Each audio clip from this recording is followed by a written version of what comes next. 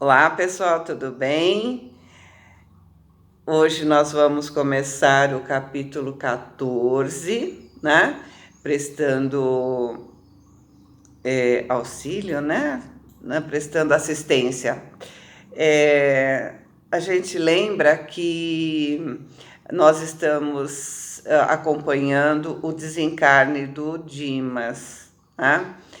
E aí eu lembro, né, que muitos de nós, a maioria de nós, né, quando entra para a doutrina, quando conhece a doutrina, né, conhece.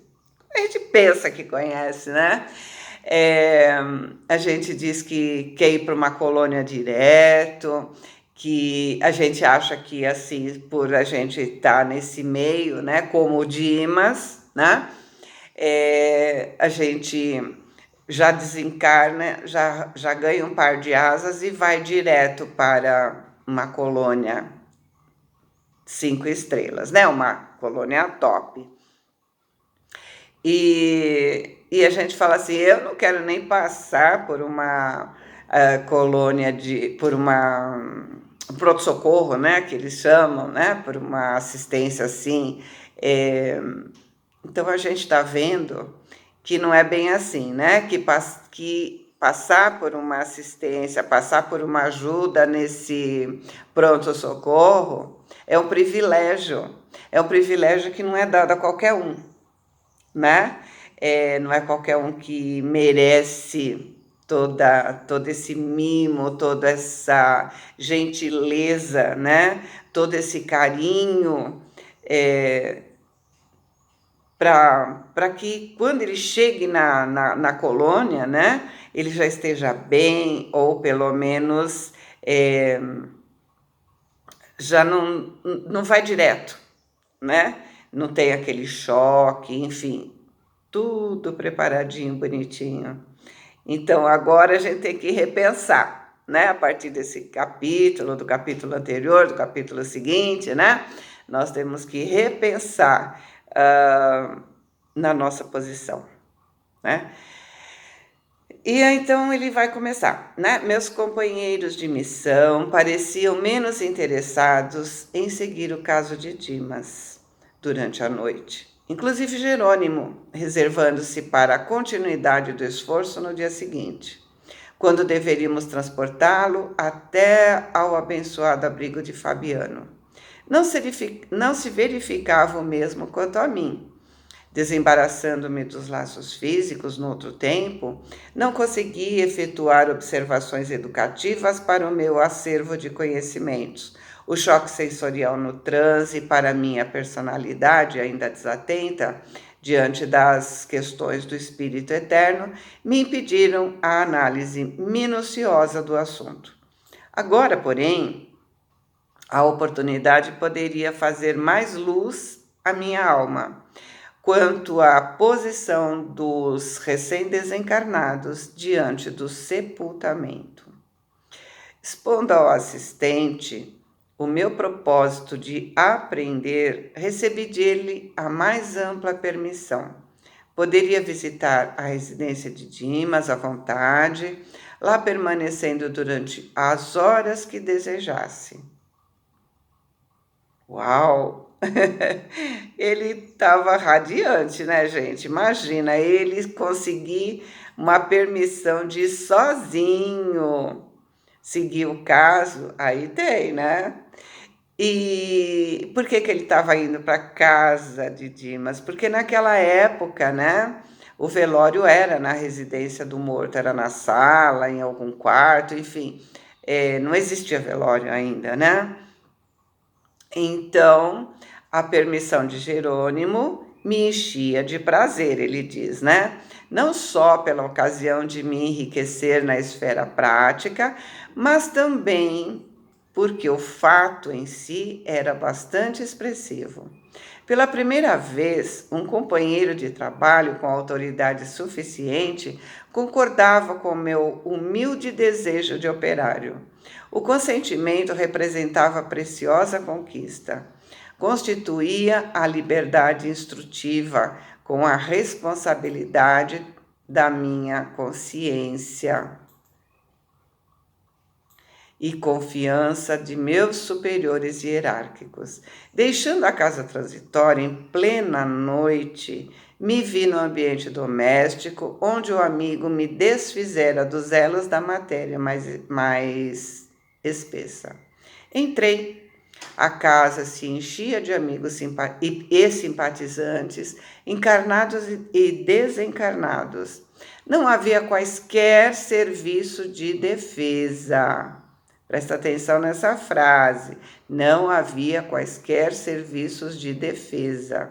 Notei que havia trânsito livre pelos grupos das variadas procedências. Ainda ligado às vísceras, inerte pelo cordão fluídico prateado, Dimas permanecia num canto recuado nos braços da mãe, ao lado de dois amigos que cuidadosos o assistiam. A nobre mãe me recebeu comovida, me apresentando aos companheiros presentes. Um deles, Fabiano, me acolheu prestativo, perguntando pelo informe sobre o desenlace. Relatei os trabalhos pormenorizadamente. Em seguida, ele passou a se explicar. Sempre tive por Dimas sincera admiração, pelo proveitoso auxílio que soube nos oferecer. Faço parte da comissão espiritual de serviços que vem atendendo aos necessitados por intermédio dele. Nos últimos 6 anos, ele foi sempre assíduo nas obrigações, bom companheiro, leal amigo. Surpreso com as referências, perguntei se há comissões de colaboração permanente para os médiuns em geral, ou seja, para todos os médiuns, né? Existem espíritos que estão com eles em suas atividades diárias? Será? Ele respondeu que não. Se referia a que não se referia à generalidade, porque a mediunidade é um título de serviço como qualquer outro. E existem pessoas que buscam pela obtenção dos títulos, mas não gostam das obrigações que lhe correspondem. Certamente gostariam do intercâmbio com o nosso plano, mas não pesam as finalidades e responsabilidades. Assim, não se estabelecem conjuntos de cooperação para os médiuns em geral, mas apenas para aqueles que estejam dispostos ao trabalho ativo. Há muitos aprendizes que não ultrapassam a fronteira da tentativa, da observação. Desejariam o caminho bem aplanado, exigindo a convivência exclusiva dos espíritos genuinamente bondosos. Experimentam a luta construtiva através das sondagens superficiais e, diante da primeira dificuldade, abandonam compromissos assumidos. A aquisição da fortaleza moral não abre mão de provas arriscadas e angustiosas.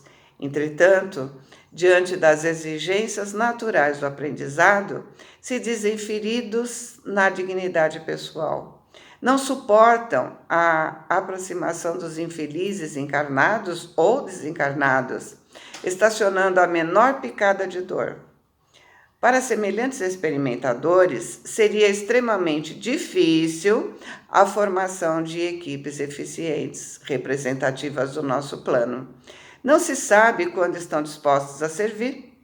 Se recebem faculdades intuitivas, eles querem a incorporação.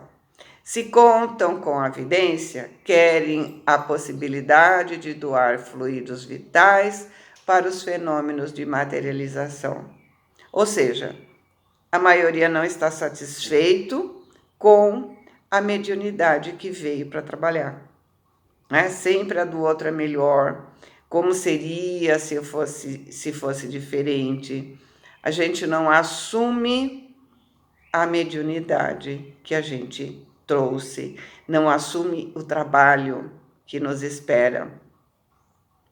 Escutei as observações sensatas do novo amigo e, registrando a nobreza da alma, passei a considerações íntimas em torno da tarefa que nos levara até aqui. Porque se formou expedição destinada ao socorro do servidor que dispunha de amigos de tanta competência moral, Fabriciano demonstrava conhecimentos elevados e condição superior. Esse amigo, porém, evidenciando extrema acuidade perceptiva, antes que eu fizesse qualquer pergunta inoportuna, ele disse: apesar de nossa amizade ao médium, não nos foi possível acompanhar seu transe de desencarnação. Temos delegação de trabalho, mas entrou em jogo aí a autoridade de superiores nossos que resolveram proporcionar a Dimas o seu repouso, o que não nos seria possível caso viesse diretamente para a nossa companhia. A conversa seguia em interessantes ângulos do problema da morte. Seduzido pelas considerações, perguntei sobre o que já sabia mais ou menos, a fim de poder penetrar particularidades mais significativas. Nem todas as desencarnações de pessoas dignas contam com o amparo de grupos socorristas? E ele respondeu: não, nem todas. Todos os fenômenos do desencarne contam com o amparo da caridade ligada às organizações de assistência indiscriminada. Mas a missão especialista não pode ser concedida a quem não se distinguiu no esforço perseverante do bem. E curioso, indo direto ao ponto que mais me interessava no assunto, perguntei se não há casos de criaturas essencialmente bondosas que se libertam dos laços físicos, mais ou menos entrosados em comissão de serviço espiritual de natureza superior, sem que haja missões salvacionistas previamente designadas para socorrê-las. Ou seja, vamos que Dimas estivesse em ligação recente com a sua comissão de trabalho mediúnico e desencarnasse sem o cuidado de um grupo socorrista. Ele seria deixado à mercê das circunstâncias? Ninguém ia ajudar? Então, entendemos que se o médium é aplicado, dedicado, trabalhador de verdade, quando precisa, existe uma equipe que o ajuda. Mas aquele que é médium meia-boca não terá essa ajuda. Fabriciano riu com franqueza e respondeu: isso poderia acontecer. A pergunta dele, né? Ele ia ficar à mercê? Sim, isso poderia acontecer. Nós temos precedentes, quer dizer, aconteceu com outras pessoas, né? De maneira geral, ocorrem semelhantes casos com os trabalhadores aflitos por conseguir de qualquer modo a desencarnação, alegando necessidade de repouso. Muitas vezes, no fundo, são criaturas bondosas, mas menos lógicas e pouco inteligentes. Na semana passada, por exemplo, observamos um caso dessa natureza. Uma respeitável senhora, jovem ainda, pelas disposições sadias que demonstrou no campo da benemerência social, foi ligada à dedicada corrente de serviço, organizada por amigos nossos, verificando-se, contudo, pequenas rusgas entre ela e o esposo. E ela, tendo conhecimento da imortalidade da vida, além do sepulcro, desejou ardentemente morrer. Tolas leviandades do marido bastaram para que maldissesse o mundo e a humanidade. Não soube quebrar a concha do personalismo inferior e colocar-se a caminho da vida maior. Pela cólera, pela intemperança mental, criou a ideia fixa de libertar-se do corpo de qualquer maneira, mas sem utilizar o suicídio direto. Conheci os amigos espirituais a que havia se unido, mas não queria assimilar ajuizadamente seus conselhos. Ela repelia pelas advertências fraternas para aceitar somente as palavras de consolação que lhe eram agradáveis. Era uma doente seletiva, né? Só aceitava remédio gostoso. E tanto pediu a morte, insistindo por ela, entre a mágoa e a irritação persistentes, que veio a desencarnar em manifestação de icterícia complicada com simples surto de gripe. Tratava-se de verdadeiro suicídio inconsciente, mas a senhora, no fundo, era extraordinariamente caridosa e ingênua. Não se recebeu qualquer autorização para lhe conceder descanso e muito menos auxílio especial. Os benfeitores de nossa esfera, apesar de eficiente intercessão em benefício da infeliz, somente puderam afastá-la das vísceras cadavéricas há 2 dias, em condições impressionantes e tristes. Não havendo qualquer determinação de assistência, em particular, especial, por parte das autoridades superiores, e porque não seria aconselhável entregá-la ao sabor da própria sorte, em face das virtudes potenciais de que era portadora. O diretor da comissão de serviço, a que ela se filiou imprevidentemente, recolheu-a por espírito de compaixão, em plena luta, e ela se foi trabalhar por aí, ativamente, em condições muito mais sérias e complicadas do que ela tinha antes. O esclarecimento me atingiu no fundo. Obteve a informação que desejava. A lei divina, de fato, perfeita em seus fundamentos, é igualmente harmoniosa em suas aplicações. Fabriciano, né? Ai, meu Deus, cada nome. Fabriciano, sorrindo, disse: não frutifica a paz legítima sem a semeadura necessária. Alguém, para gozar o descanso, precisa, antes de tudo, merecê-lo. As almas inquietas se entregam facilmente ao desespero, gerando causas de sofrimento cruel. Logo após, observando o recém-desencarnado, como a indicar que deveríamos centralizar todo o interesse da hora no bem-estar dele, considerou acariciando sua fronte. Fabriciano disse: nosso amigo repousa agora, terminada a tormenta das provas incessantes. Está enfraquecido, o pobrezinho. A sensibilidade posta a serviço da obrigação bem cumprida castigou sua alma até o fim, mas plantou a fé, a serenidade, o otimismo e a alegria em milhares de corações, estabelecendo sólidas causas de felicidade futura. Por enquanto, permanecerá na posição de ave frágil, incapaz de voar longe do ninho. E sua mãe disse satisfeita: felizmente, ele vem melhorando de modo visível. Os resíduos que os ligam ao cadáver estão quase extintos.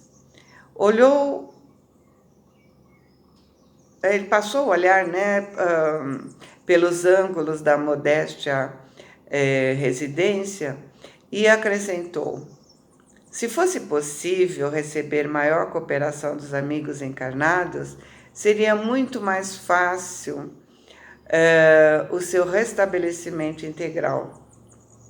No entanto, cada vez que os parentes se debruçam em pranto sobre os seus despojos no caixão, ele é chamado ao cadáver, com prejuízo para a restauração mais rápida.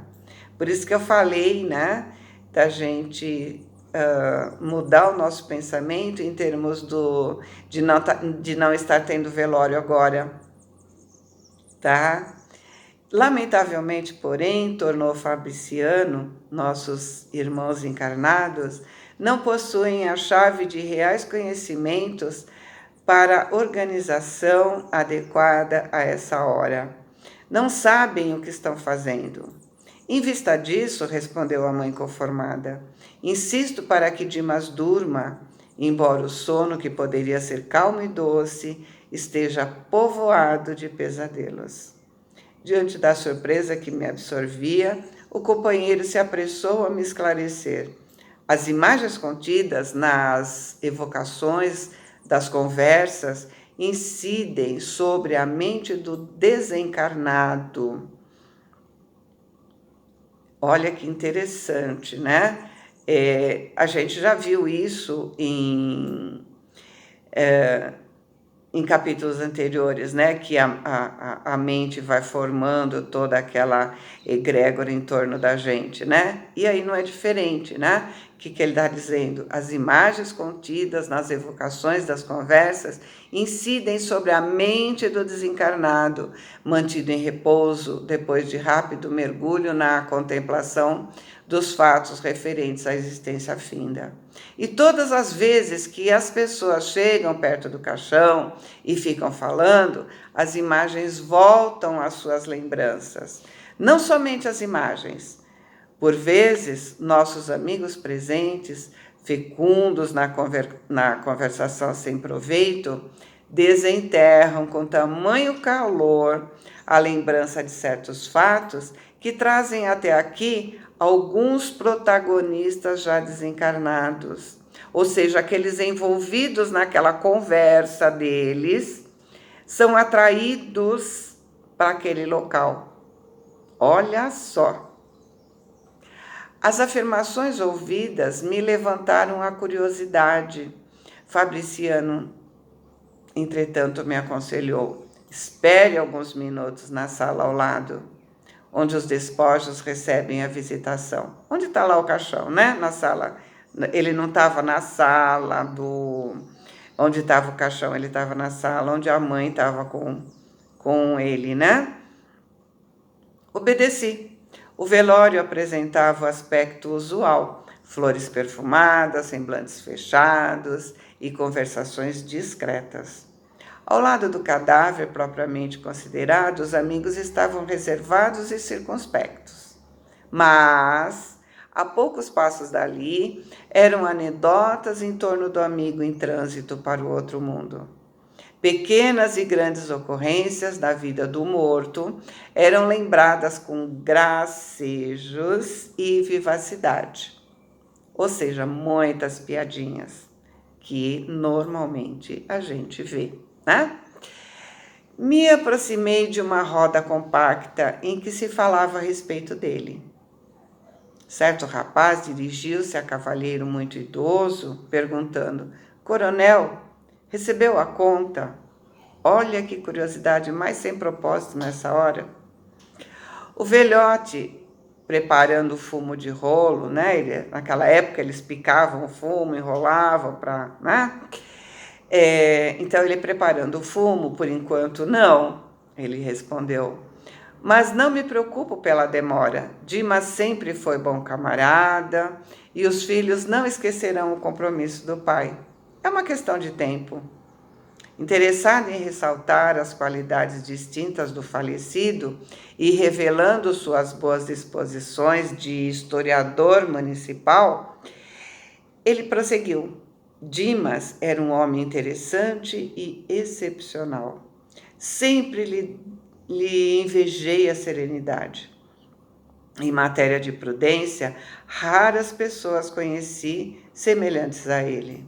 É verdade que nunca me dei a estudos espíritas, mas confesso que, ao observar a sua maneira de proceder, sempre desejei conhecer a doutrina que lhe formava o caráter. Até aí, tudo muito bem. Embora a invocação dos débitos do morto, o credor apenas pronunciava palavras de estímulo e paz. Mas, no estado atual da educação humana, é muito difícil alimentar, por mais de 5 minutos, conversação digna e cristalina, com mais de 3 pessoas encarnadas reunidas, né? O comentarista modificou o tom de voz, olhou na direção do cadáver e observou com tom confidencial. Poucos homens foram de boca segura como este. Conheci Dimas faz muitos anos e estou certo de que foi testemunha ocular de um pavoroso crime que nunca se desvendou para os juízes da terra. Após ligeira pausa, acendeu o cigarro, aquele cigarro que ele estava preparando, né? E perguntou, reaguçando a curiosidade dos ouvintes: nunca souberam? Os presentes mostrando silenciosa negativa, e ele disse: há uns 30 anos. Dimas residia ao lado de nobre família que tinha valiosos patrimônios da coletividade, relativamente à orientação pública. Desse agrupamento doméstico, superiormente conceituado na apreciação de todas as pessoas, emanavam ordens e benefícios da mais elevada expressão para o bem-estar de todos. Como não ignoram, há 3 décadas, a vida no interior ainda conservava expressiva herança do Brasil imperial. A economia centralizada mantinha a Casa Grande simbólica, onde se tratavam roteiros para o serviço popular.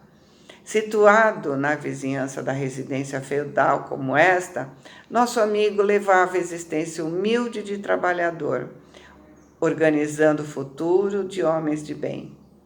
O cavalheiro, sem saber dos problemas do espírito, começou a citar nomes, relacionou datas e lembrou brejeiramente certos pormenores, prosseguindo com maliciosa ironia.